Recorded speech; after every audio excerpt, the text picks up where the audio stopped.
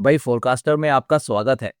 2025 तो निकल गया, 15% का इसने गेन दे दिया S&P 500 में। 2026 में क्या होगा? इस वीडियो में हम ये देखते हैं कि भाई S&P 500 गोल्ड बिटकॉइन का प्रोजेक्शन क्या बता रहा है हमें। साथ ही साथ हमने एक नया टूल डाला है फोरकास्टर में, नैरेटिव हंटर। आइए देखते हैं। तो आज अगर वीडियो थोड़ा सा लंबा है तो माफ कीजिएगा, लेकिन बने रहिए आखिर तक, क्योंकि हम आपको ये तीन जो मेन पॉइंट्स हैं S&P 500, गोल्ड, बिटकॉइन, इनके साथ साथ हम आपको ये दिखाते हैं कि कैसे नैरेटिव इन्फ्लुएंस करता है पब्लिक ओपिनियन को और हम उसका इस्तेमाल कैसे कर सकते हैं। फोरकास्टर में हमने एक नया फीचर लॉन्च किया है, वो हम आज आपको थोड़ा सा एक्सप्लेन करके दिखाएंगे। आइए S&P 500 से शुरू करते हैं। मैंने आपके सामने ये जो चार्ट खोला है, ये S&P 500 का प्राइस चार्ट और साथ में नेट इनकम है। ठीक है, फंडामेंटल से जब हम शुरू करते हैं ना, तो देखिए नेट इनकम यानी पीई जो रेशियो है, जो रेवेन्यू है, उसके बेसिस पे सारे के सारे जो एनालिस्ट्स हैं वो अपने नंबर्स कैलकुलेट करते हैं। तो हम भी वही डेटा इस्तेमाल करते हैं जो उनके पास है। ठीक है, अब हम उस डेटा को जब एनालाइज करते हैं, जब उस डेटा को तोड़ मरोड़ के देखते हैं, तो हमारे देखने का ढंग और बाकी लोगों के देखने का ढंग अलग अलग हो सकता है। यहाँ पे 2025 में जब अ, 2025 में जब ट्रंप के बारे में नैरेटिव बन रही थी कि भाई अब ट्रंप आएगा तो बड़ा ही केओस होगा, ये शायद आपको याद होगा। लेकिन तब आप देखिए कि नैरेटिव जो बन रहा था, उसके अगेंस्ट में जो कंपनीज़ का परफॉर्मेंस है, वो क्या था? तो कंपनीज़ का परफॉर्मेंस देखिए कि यहाँ पे जो 2025 के शुरू में यानी कि 2024 के आखिर में जो रिपोर्टेड नेट इनकम है कंपनीज का, वो करीबन $2 ट्रिलियन था। अब वहां से जब लोगों ने एनालिस्ट ने एस्टिमेट किया, तो उन लोगों ने एस्टिमेट किया कि भाई 10 12 13% गेन होगा। ठीक है, अर्निंग्स में। वो इस बेसिस पे उन लोगों ने एनालाइज किया कि भाई मार्केट में क्या हो रहा है, एक्चुअली में कंपनीज क्या कर रही हैं। तो वहाँ से आप देखिए कि अभी जो रियलिटी है, वो रियलिटी है कि कंपनीज़ का जो टोटल अर्निंग है S&P 500 का, वो 3 ट्रिलियन से ज़्यादा है। तो भाई मार्केट में नैरेटिव कैसे भी बन रहा था। कंपनीज़ का परफॉर्मेंस बताइए ये क्या हो रहा था? कंपनीज़ का परफॉर्मेंस है कि मार्केट में वो लोग की एक्सपेक्टेशन थी कि 10, 12, 13% इन लोगों की अर्निंग्स की ग्रोथ होगी।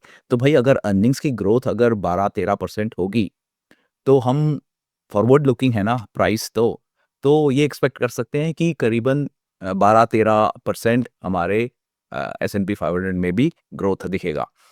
और वही काम 2025 ने किया। 2025 ने S&P 500 में करीबन 15% का गेन दिखाया। ठीक है, 7,000 को बार-बार वो किस करने की कोशिश कर रहा था, तो उसको वो लांघ नहीं पाया। ठीक है, जंप नहीं कर पाया। लेकिन अब हम देखते हैं कि 2026 में क्या होगा। हम एक काम करते हैं, हम जो पीई कैलकुलेशन है, प्राइस ओवर अर्निंग्स रेशियो, तो अर्निंग्स के बेसिस पे चलते हैं। तो देखिए यहाँ पे प्राइस ओवर अर्निंग्स या प्राइस अर्निंग जो रेशियो है, वो कैसे काम करता है। एनालिस्ट क्या करते हैं, एनालिस्ट सारी कंपनीज को S&P 500 में जो हैं लिस्टेड, उनको एक वेट दे के, ठीक है, उनको ये अस्यूम करके कि भाई जो टॉप कंपनीज है वो उसी हिसाब से बिहेव करेंगी जिस हिसाब से कोई जो नंबर 10 नंबर 11 कंपनीज हुआ। पॉइंट क्या है? वो बोलते हैं कि भाई एनवीडिया बोलिए, गूगल बोलिए, माइक्रोसॉफ्ट बोलिए, उनका जो बिहेवियर है कंपनी का, जो परफॉर्मेंस है कंपनी का, वो उसी हिसाब से बिहेव करेंगी जैसे कि आप समझ लीजिए मास्टरकार्ड हो गया, जॉनसन एंड जॉनसन हो गया, बैंक ऑफ अमेरिका हो गया, जो कि रैंकिंग में, in terms of ranking S&P 500 में 20 के करीब है compare to the top companies. तो ये एक तरीका हुआ S&P 500 में ओवरऑल अर्निंग्स को कैलकुलेट करने का। उस कैलकुलेशन के हिसाब से 2026 के जो नंबर्स हैं, वो ये बोल रहे हैं कि यहाँ पे अभी भी 12-13% का गेन आएगा। हमने क्या किया? हमने बोला ठीक है, वो एक तरीका हुआ S&P 500 में अर्निंग्स को कैलकुलेट करने का। उस हिसाब से बोलिए, अगर आप उस हिसाब से बोलते हैं, तो आप देखिए 2021 में जब सब कुछ चल रहा था, ठीक है ना? जब आप कहीं भी पैसा डालिए, वो उसमें ग्रोथ हो रहा था।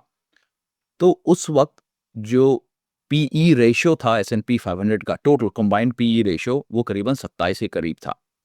आज जो पीई रेशियो है वो 27 से थोड़ा-सा कम है, करीबन-करीबन उतने ही हाई वैल्यूएशन पे है। प्राइस ने पीई रेशियो को आगे लांघ दिया है, तो ये थोड़ा-सा हमारे लिए ट्रिकी बन सकता है, तो हम उस हिसाब से इसको एस्टिमेट करते हैं।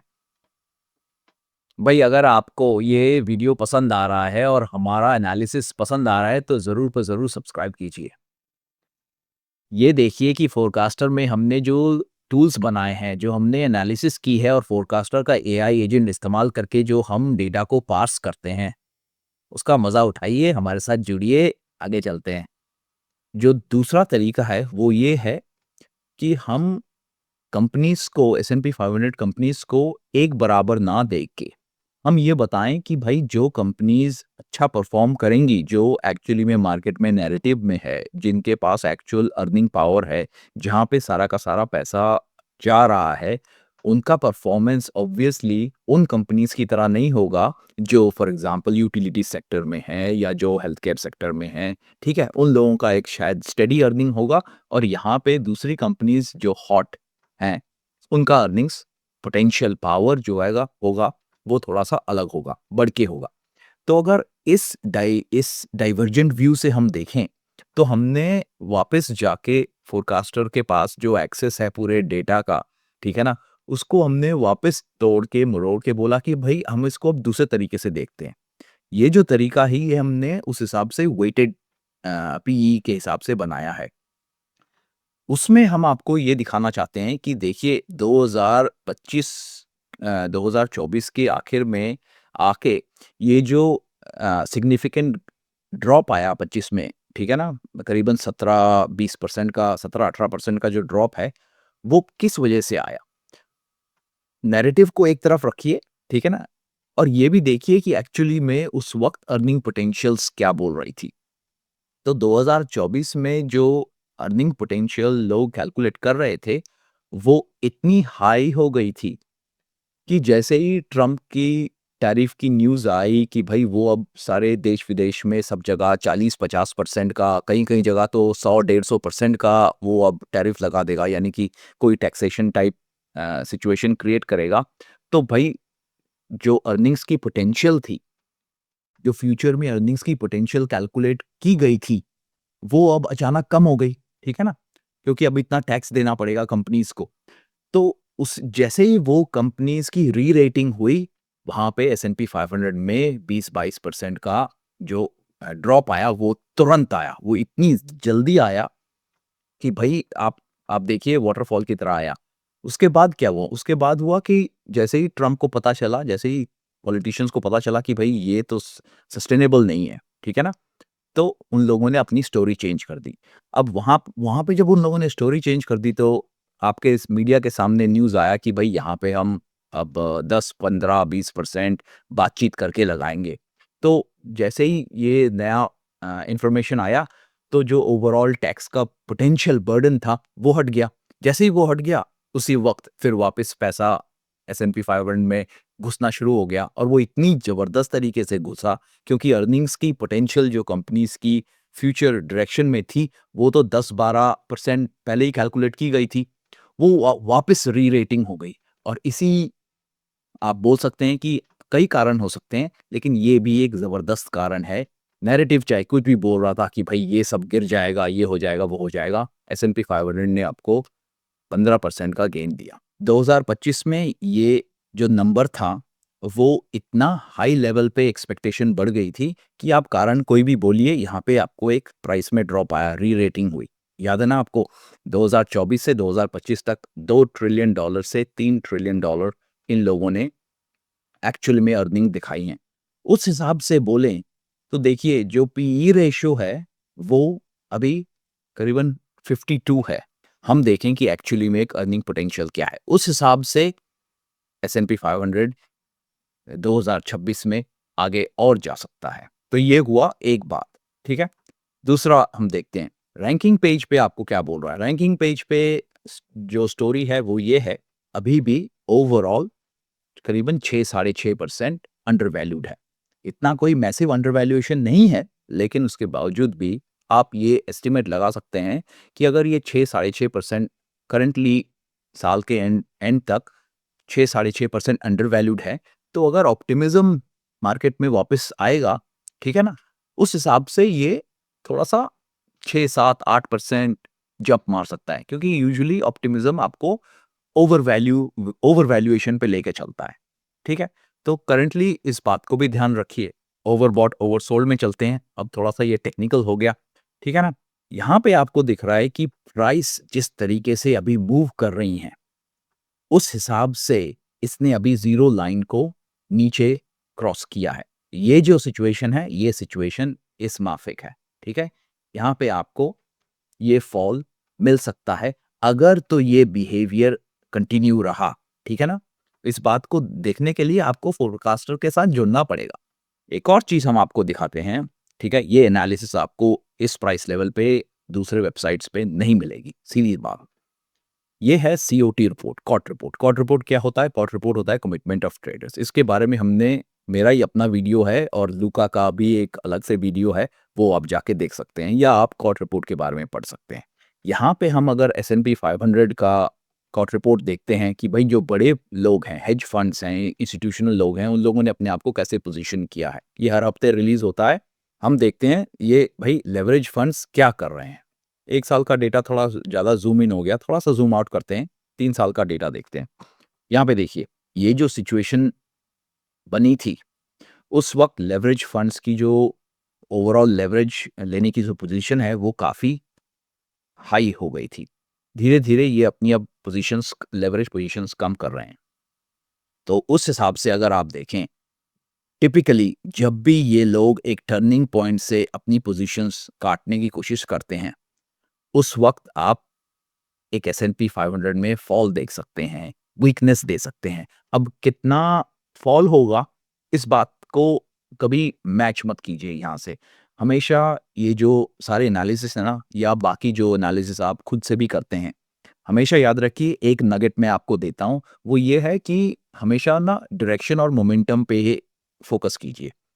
जो कितना परसेंटेज जाएगा, उसके जो नंबर्स हैं, उन पे ध्यान मत दीजिए। तो यहाँ पे ये जो धीरे-धीरे अपनी पोज़ीशंस चेंज कर रहे हैं लेवरेज फंड्स, उसकी वजह से यहाँ पे थोड़ा-सा हमें कॉशियस रहना पड़ेगा। ये हुआ आपका दूसरा पॉइंट। अब हम आपको सीज़नैलिटी का में लेके चलते हैं, ये दिखाने के लिए कि भई शॉर्ट टर्म, लॉन्ग टर्म में उसका overall up and down behaviour जो है, वो कैसा रहेगा।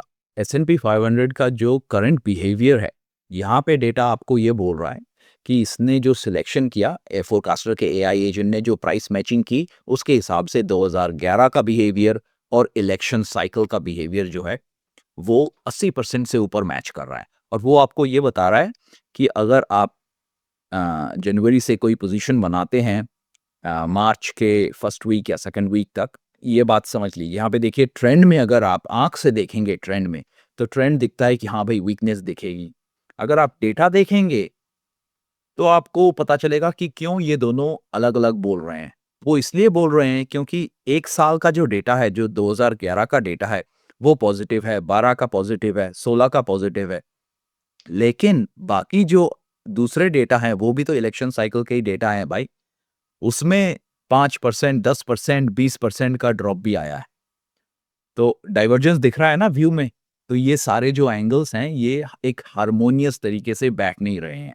तो य तो एक जजमेंट आप ले सकते हैं कि हो सकता है मार्केट टिपिकली पॉजिटिव में रहे, क्योंकि काफ़ी मोमेंटम है मार्केट में, काफ़ी पॉजिटिव फ़ील है, अर्निंग पावर भी है, लेकिन ऊपर-नीचे हो सकता है, यानी कि वॉलेटिलिटी आ सकती है मार्केट में। तो इस बात का ध्यान रखिए। तो जो टारगेट है एस&पी 500 का, ये सारा का सारा एनालिसिस करके, वो है करीबन 7,900 का। गोल्ड में आते हैं। देखिए, गोल्ड में जो स्टोरी है, वो कई एंगल से हम समरी ले सकते हैं। मेन जो पॉइंट है, मोटा-मोटा पॉइंट अगर आपको समझना है, तो आप देखिए, नैरेटिव है गोल्ड के पीछे, ठीक है? कि भई सेंट्रल बैंक्स बहुत सारा गोल्ड बाय कर रहे हैं, ये है, वो है, ठीक है? दूसरा पॉइंट है, गोल्ड यूज़ हो रहा है, एक्चुअल फिज़िकल गोल्ड यूज़ हो रहा है, वो चिप्स बनाने के लिए, ठीक है? देखिए, तीसरा पॉइंट ये है कि जो लोग गोल्ड की रिकवरी करते हैं, जो एक्चुअली में गोल्ड के उत्पादक हैं, पिछले कई 10-15 साल से उन लोगों की वैल्यूएशन बहुत कम थी। तो उन लोगों ने जितना गोल्ड रिज़र्व बनाया, जितना गोल्ड रिज़र्व ज़मीन से निकाला, वो बहुत कम है। यानी कि फ्यूचर डिमांड ज़बरदस्त होगी और हमारे पास सोना का कम है। जब आप कमोडिटीज़ की बात करते हैं, तो सबसे ज़्यादा जिनके पास इन्फॉर्मेशन है, वो हैं प्रोड्यूसर्स। तो आप प्रोड्यूसर में प्रोड्यूसर, मर्चेंट और प्रोसेसर्स में आइए। यहाँ पे आप देखिए नेट पोज़ीशनिंग जो है, नेट पोज़ीशनिंग आपको गोल्ड में क्या बोल रही है? नैरेटिव चाहे आगे कुछ भी हो, कैसा भी नैरेटिव लगा हो, उनको ये हिसाब था कि यहाँ पे अगर हम लॉन्ग जाएँगे, यहाँ पे अगर हम अपने जो ओवरऑल शॉर्ट्स हैं, वो कम करेंगे, तो हमको ये आशा है कि ये प्राइसेस ऊपर तो जाएँगी जाएँगी, तो जो हमारा शॉर्ट पोज़ीशनिंग है, उसमें हमें लॉस कम होगा। ठीक है? वही काम अब आप वापस देखिए, वही काम यहाँ पे भी हो रहा है वापस, ठीक है? तो उनकी जो नेट शॉर्ट पोज़ीशनिंग्स हैं, वो धीरे-धीरे वो लोग काट रहे हैं। तो यहाँ पे ये देखिए कि जब इन लोगों ने देखा रिसेंटली कि भई हमारा जो ओवरऑल डिमांड है वो इतना ऊपर है, इतना हाई लेवल पे है और हमारे पास जो एक्चुअल प्रोडक्ट है वो इतना कम है क्वांटिटी में कि हमारी वैल्यू जो है वो काफ़ी ऊपर होनी चाहिए। तो हमें शॉर्ट तो क्रिएट ही नहीं करना। तो हमारा शॉर्ट तो पैसा लूज़ कर रहा है ना, तो वहाँ पे हम उसको हेज क्यों करें? तो हम अपना हेज जो है कम से कम वैल्यू में रखेंगे। हेज लोग रखते हैं, लेकिन हम उसकी वैल्यू वैल्यू जो है वो कम रखेंगे ताकि हमारा पैसा यहाँ पे हेज में लॉस ना हो या कम लॉस हो। तो वो काम यहाँ पे भी हो रहा है।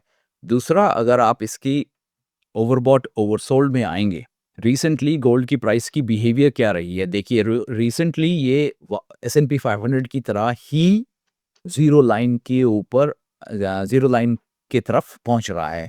ठीक है? यानी कि जो वीकनेस नवंबर-दिसंबर में दिखी, वो वीकनेस आगे और चल सकती है। लेकिन उसका जो वैल्यू है, जो कितना एब्सोल्यूट टर्म में जाएगा, वो हमें नहीं मालूम। हमको तब गारंटी होगा कि हाँ भई, इसमें अब ओवरऑल वीकनेस आ गया है, जब ये ज़ीरो लाइन को क्रॉस करके, नीचे क्रॉस करके वापस ज़ीरो लाइन को टच करके अब वो ट्रेंड नेगेटिव में रहेगा। अभी तक वो हुआ नहीं है। ये हो सकता है कि जो थोड़ा-सा वीकनेस आ रहा है, दिख रहा है, ये यहाँ पे टच कर ज़ीरो लाइन को टच करके ऊपर जाए। तो यहाँ पे पिछली बार जब भी ये 50 पॉज़िटिव 50 से ज़ीरो लाइन को टच करके वापस जब ऊपर गया था, तो वो सिचुएशन आप देख सकते हैं। वहाँ से आपको ठीक है? आपको पकड़ के रखना पड़ेगा 1 महीना, 1.5 महीना, 2 महीना, ठीक है? वो पोज़ीशन बिल्ड करनी पड़ेंगी, लेकिन आपको जो गेन है, वो बड़ी मज़ेदार गेन मिलेंगे और मार्केट में 2 ही चीज़ें इम्पोर्टेंट हैं। एक है कि भई डोंट लूज़ कैपिटल और दूसरा है कि मेंटेन पेशेंस, बिल्ड पेशेंस। अब चलते हैं बिटकॉइन के ऊपर। बिटकॉइन को हम एक मज़ेदार तरीके से देखेंगे। बिटकॉइन में अगर हम ओवरबॉट, ओवरसोल्ड यानी कि टेक्निकल हिसाब से चलें, तो देखिए ओवरबॉट, ओवरसोल्ड में मैं आपको यहाँ पे दिखाना चाहता हूँ कि ये जो वीकनेस आई बिटकॉइन में, वो कई कारणों की वजह से हो सकती है। लिक्विडिटी क्रंच बोलिए रोटेशन जिसे बोलते हैं, वो बोलिए, ठीक है? लोगों का सेंटिमेंट बोलिए कि लोगों का सेंटिमेंट चेंज हो गया बिटकॉइन के ऊपर। जो भी आपको नैरेटिव डालना है, वो डाल लीजिए। लेकिन जो रियलिटी है, वो ये है कि उसने 115 से लेके उसने करीबन 80 पे आके एक सपोर्ट लिया और ये सपोर्ट इसने पिछले 2 महीने से सपोर्ट को बजाय रखा है। बिटकॉइन के पोज़ीशनिंग को समझने के लिए हम आपको पहले टेस्ला से शुरुआत करते हैं, ठीक है? और फिर दिखाते हैं कि जो सिचुएशन हमको दिख रही है आँखों के सामने कैसी सिचुएशन बन रही है, वो पहले कहाँ-कहाँ पे बनी थी और उसका इफ़ेक्ट क्या हुआ था। टेस्ला में आइए, मैं आपको ये दिखाना चाहता हूँ कि जब पिछले मार्च में जो ये रैपिड फॉल आया प्राइसेस में जो एस&पी 500 में जो 18 से 20% का फॉल आया, उस वक़्त वो यहाँ पे एक प्राइस का बेस बन रहा था। जबकि मार्केट मूड मीटर -100 से नीचे आ गया था और वहाँ से आके जैसे-जैसे प्राइस ने बेस बनाना शुरू किया, मार्केट मूड मीटर धीरे-धीरे ऊपर जा रहा। आप बिटकॉइन में ओवरबॉट ओवरसोल्ड में आइए और सिचुएशन देखिए कि जैसे मार्केट मूड मीटर आपको दिखा रहा है कि वो -100 से नीचे पहुंच गया है रिसेंटली नवंबर में, इतना सेंटिमेंट खराब हो गया था और वहाँ से अब धीरे-धीरे सेंटिमेंट इम्प्रूव हो रहा है। इसने ज़ीरो लाइन को भी रिसेंटली क्रॉस किया है, वो भी आप देख सकते हैं। वो ज़ीरो लाइन को क्रॉस करके आइडियली जो सिचुएशन है, वो ऐसा होना चाहिए कि ज़ीरो लाइन को क्रॉस करके ज़ीरो लाइन पे आके सपोर्ट लेके फिर ये ऊपर जाए। तो उसके लिए थोड़ा-सा पेशेंटली हमें अगेन वेट करना पड़ेगा। कोई बात नहीं है, वेट कर लेंगे। हमारी आँखों के सामने वो सिचुएशन वैसी ही बन रही है, जैसा कि टेस्ला में बना है। साथ ही साथ पिछली बार बिटकॉइन में ये सिचुएशन पहले भी बन चुकी है। ये सपोर्ट जो है ये पिछली बार इसने साल के शुरू में जब जो पैनिक आया था जो लिक्विडिटी क्रंच बोलिए या ट्रम्प टैरिफ बोलिए जिसकी वजह से भी बोलिए, यहाँ पे जो ये वीकनेस आ रही थी वो वीकनेस वहीं पे आके करीबन 80 पे आके 80,000 पे आके इसने वहाँ पे सपोर्ट लिया था। पिछली बार जब ये सिचुएशन बनी थी तब यहाँ पे इसने करीबन आप बोलिए तो इस ये जो डेटा है ये करीबन 83 से 115 117 बोलिए तो करीबन 35 से 40% का इसने यहाँ पे गेन दिखाया था। अगर मोमेंटम और सेंटिमेंट इसी तरह पोजीशनिंग बन रही है तो हम एक्सपेक्ट कर सकते हैं कि ये बिटकॉइन जाके वापस 117 तक तो पहुंचेगा जहां पे हाई है वो हाई को एक बार टच करेगा। ओवरऑल 2026 में हमारा ये टारगेट है कि यहाँ पे जो बिटकॉइन है उसका प्राइस करीबन 170 170 के। तो हम ये नहीं बोल रहे कि यही वैल्यू एब्सोल्यूट वैल्यू यहाँ पे भी दिखने को मिलेगी, लेकिन आप ये एक्सपेक्ट कर सकते हैं कि 2026 में 170 के तक हमारा टारगेट है कि बिटकॉइन जा सकता है। ये 2000 पूरे 26 साल का प्रोजेक्शन है।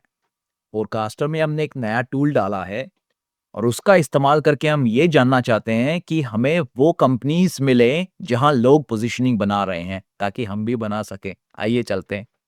अब नैरेटिव के ऊपर तो हमने काफ़ी चर्चा कर ली, लेकिन अब नैरेटिव को देख भी लेते हैं कि ये कैसे मार्केट में इन्फ्लुएंस करता है। ठीक है, मैं आपको रैंकिंग के पेज पे लेके चलता हूँ और अगर मैं रैंकिंग के पेज पे आपको दिखाऊँ कि जो प्राइस चेंज है, बेस्ट टू वर्स्ट 1 साल का मैं प्राइस चेंज आपको दिखाना चाहता हूँ। बेस्ट टू वर्स्ट में आपको क्या दिख रहा है? यहाँ पे दिख रहा है कि micron technology, Seagate, western digital. ये लोग क्या हैं? ये लोग जो मेमोरी बनाते हैं, ठीक है? इन लोगों का प्राइस चेंज जो है 1 साल में 200-250% इन लोगों का गेन हुआ है। अब बात को समझिए कि 2024 से 2025 तक आते-आते नैरेटिव क्या बना था? नैरेटिव बना था एआई के ऊपर, एआई डेटा सेंटर के ऊपर कि भई डेटा सेंटर में इतना सारा बिल्ट हो रहा है, मेमोरी चाहिए, प्रोसेसिंग पावर चाहिए। तो आपको हमेशा एनवीडिया के ऊपर सारा का सारा फ़ोकस था। अब देखिए अगर हम 1 साल की बात करें बेस्ट टू वर्स्ट यहाँ पे एनवीडिया टॉप 10 में है नहीं कहीं पे। उसकी जगह वार्नर ब्रदर्स, न्यूमॉन्ट कॉर्पोरेशन जो माइनिंग है, ठीक है? पैलेंटियर, केएलए कॉर्पोरेशन, इन लोगों का प्राइस एप्रिसिएशन 100 टू 100% का है, 1 साल का प्राइस एप्रिसिएशन। तो नैरेटिव आपको बोल रहा था कि भई यहाँ-यहाँ पे ध्यान दो और जबकि पैसा कहीं और बन रहा था, ठीक है? एनवीडिया में भी लोगों का पैसा बन रहा था, लेकिन यहाँ पे देखिए 200-250%। तो पॉइंट ये है कि हम तो हमारे दिमाग में तो हमारे सामने जब ये हो रहा था तो हमने भी सोचा कि भाई हम इस नैरेटिव को पकड़ कैसे सकते हैं। इस नैरेटिव को सेपरेट करेंगे कि एक्चुअली रियलिटी में क्या हो रहा है, जो डेटा दिखा रहा है और साथ में नैरेटिव किस डायरेक्शन में चल रहा है।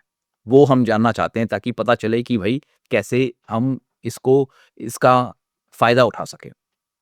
तो ये देखिए, ये मैं आपको एक एग्ज़ाम्पल देता हूँ नैरेटिव के चलते। हंटिंगटन इंगल्स, इस कंपनी के बारे में शायद आपने सुना है, नहीं सुना है, ठीक है? एस&पी 500 में है।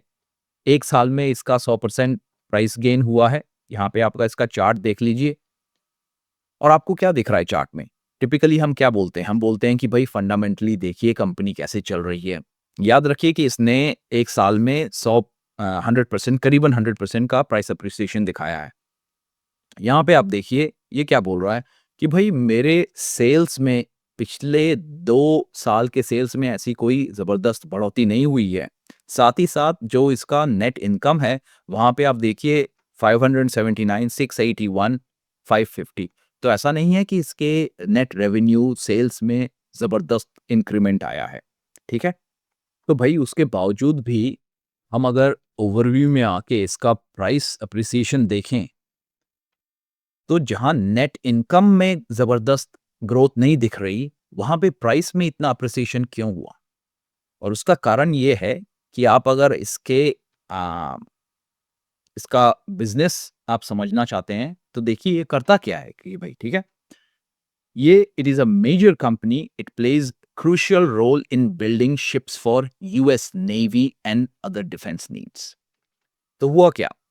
पिछले जैसे ही ट्रम्प अ, जैसे ही ट्रम्प पावर में आया, इन लोगों ने अपनी मिलिट्री के ऊपर ज़्यादा फोकस किया, ठीक है?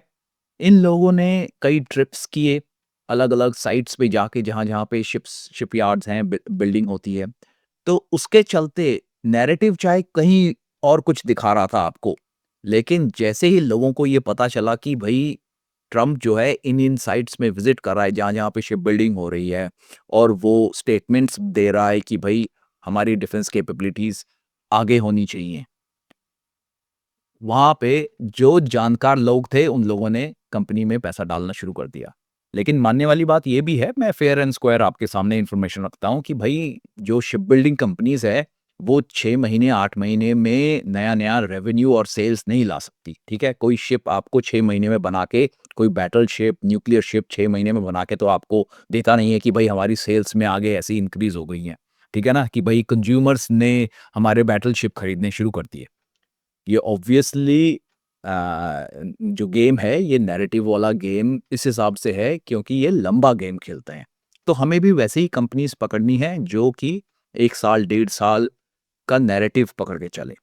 तो हमने क्या किया इस बात के चलते? हमने बोला कि हम फ़ोरकास्टर एआई एजेंट का इस्तेमाल और किस-किस तरीके से कर सकते हैं। तो आपके लिए पहली बार, हमारे लिए भी, लेकिन आपके लिए पहली बार यहाँ पे फ़ोरकास्टर एक के टर्मिनल पे हमने फ़ोरकास्टर का एआई एजेंट को इस बात पे ट्रेनिंग डाली कि वो सारे दुनिया में जितने ये न्यूज़ आर्टिकल्स, ओपिनियंस हैं, इन सबको क्रंच करेगा। इन सबका एनालिसिस करके वो ये बताने की कोशिश करेगा कि भई दुनिया में नैरेटिव स्टॉक्स के हिसाब से, ओपिनियन के हिसाब से नैरेटिव कहाँ पे बन रहा है। हम वो एंगल भी पकड़ना चाहते हैं और ये एक ऐसा यूनिक टूल है जो आपको कहीं नहीं मिलेगा। नहीं मिलेगा भाई। नैरेटिव हंटर आपको ये दिखाता है कि क्या-क्या सिचुएशंस बन रही हैं, कहाँ-कहाँ पे ओपिनियंस बन रही हैं या पब्लिक ओपिनियन को कहाँ-कहाँ पे मॉडिफाई करने की कोशिश की जा रही है। ठीक है? आप देखिए यहाँ पे कोर स्टोरी क्या है कि AI isn't about chips and models anymore. It's about who controls the electrons to feed these data centers. यानी कि कौन इलेक्ट्रिसिटी को कंट्रोल कर रहा है। ये डेटा सेंटर तो बन रहे हैं जिन लोगों ने पैसा डालना था 2024 में उन लोगों ने पैसा उसमें डाला, फिर नैरेटिव क्रिएट किया और उन लोगों ने कंज्यूमर को इसमें पैसा डालने के लिए बोला। कंज्यूमर ने जब पैसा डाला तो प्राइस अप्रिसिएशन हुई, उन लोगों को सबसे लो पॉइंट पे उन लोगों ने बाय किया था नैरेटिव क्रिएट करते वक़्त, उन लोगों की प्राइस अप्रिसिएशन ज़बरदस्त हुई, जैसे कि माइक्रोन का दिखाया, जैसे कि ये हंटिंगटन इंगल्स का दिखाया। उसी हिसाब से 2026-27 का क्या प्रोग्राम बनेगा कि अभी जो नैरेटिव बन रहा है वो ये बन रहा है कि ये डेटा सेंटर तो साथ ही साथ, लेकिन साथ में इसको इलेक्ट्रिसिटी कौन प्रोवाइड करेगा? और उसके चलते यहाँ पे देखिए बोल रहा है कि पावर इंफ्रास्ट्रक्चर, इक्विपमेंट, हाइपरस्केल्स, बायर्स, इन सब का जो कॉम्बिनेशन है, ये नैरेटिव हंटर इसको कैच कर रहा है। साथ में क्या बोल रहा है, जो पावर डिमांड है, उसकी वजह से वापस न्यूक्लियर सामने फ़ोरफ्रंट पे आएगा। यानी कि न्यूक्लियर आएगा तो जो यूरेनियम माइनिंग है, उन सब का एक रेनेसांस होगा, ठीक है? वापस से उनमें लाइफ़ आएगी। तो उस हिसाब से आपको ये सारा का सारा कंपनीज़ का नैरेटिव एनालाइज़ करके 2-4 एग्ज़ाम्पल्स दे के आपके सामने रखता है। तो ये है पावर नैरेटिव हंटर का, ठीक है? ये एक नया टूल है, एक यूनिक टूल है, हम इसका इस्तेमाल करेंगे, ये हर हफ्ते वीकली अपडेट होता है। ठीक है? और हम देखेंगे, हम भी आपके साथ ही बने रहेंगे, इसको इस्तेमाल करेंगे। हमारे चैनल को सब्सक्राइब कीजिए, इसको प्रमोट कीजिए, हमारे साथ जुड़िए, इसको इस्तेमाल कीजिए और देखिए कि हाँ भाई, स्टोरीज़ कैसी बन रही हैं। तो उसके हिसाब से हमने 1 या 2 कंपनीज़ चूज़ की हैं, जैसे फॉर एग्ज़ाम्पल NEE, EXC। हमें इन कंपनीज़ के बारे में कुछ ज़्यादा मालूम नहीं है, लेकिन हम देख सकते हैं, ठीक है? और फ़ोरकास्टर का मज़ा ही यही है, आपको जिस कंपनी के बारे में जानना है उसको लिखिए, आइए और उसका जो बिज़नेस मॉडल है, वो फ़ोरकास्टर का एआई एजेंट आपको एक्सप्लेन करके 2 सेकंड में, 5 सेकंड में आपके सामने डाल देता है कि भई NextEra energy is a big company in United States that focuses on providing electricity and energy to people. भाई इलेक्ट्रिसिटी कंपनी है, यूटिलिटी कंपनी है, जिसके बारे में हमें नहीं मालूम था, ठीक है?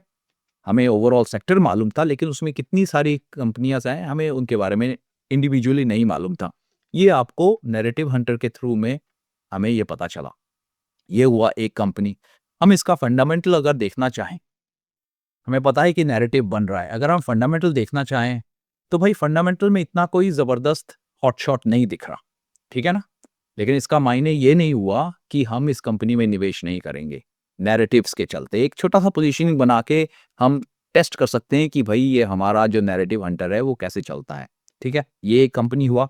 दूसरा कंपनी कौन-सा था? दूसरा कंपनी था EXC, ठीक है भाई? हम EXC पे चलते हैं। एक्सेलॉन कॉर्पोरेशन, ठीक है भाई? एक्सेलॉन कॉर्पोरेशन क्या करता है वो भी देख लेते हैं। एनर्जी सेक्टर में ही है, लेकिन अम, यही मज़ा है इसका।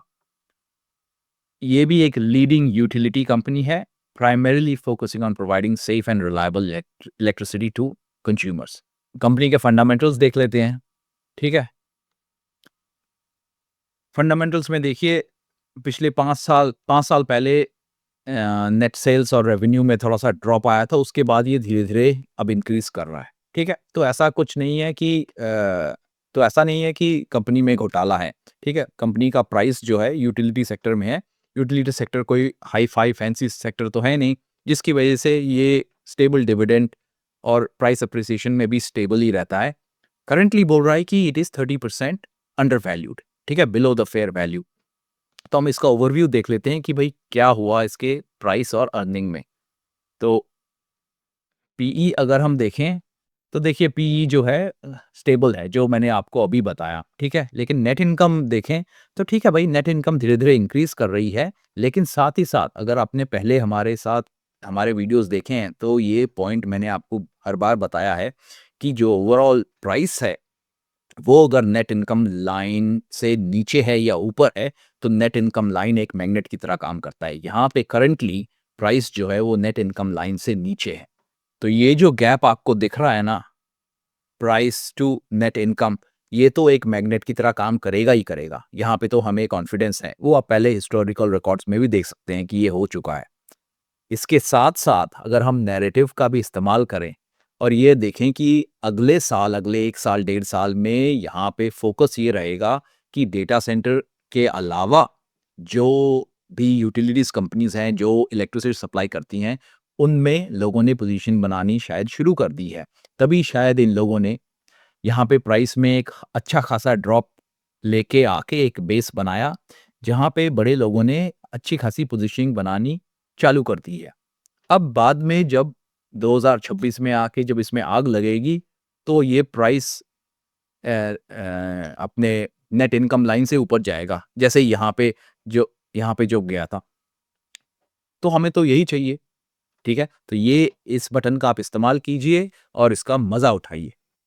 हमारा जो एफ़िलिएट प्रोग्राम है, उसके बारे में मैं आपको बताना चाहता हूँ। जो लोग इसका इस्तेमाल कर रहे हैं या करने की बात सोच रहे हैं, ठीक है? जिन लोगों ने इसका ट्रायल ले लिया है, तो अगर आपको इसका वैल्यू दिख रहा है, तो आप अपने कोलीग्स में, अपने फैमिली फ्रेंड्स में इसको प्रमोट कर सकते हैं।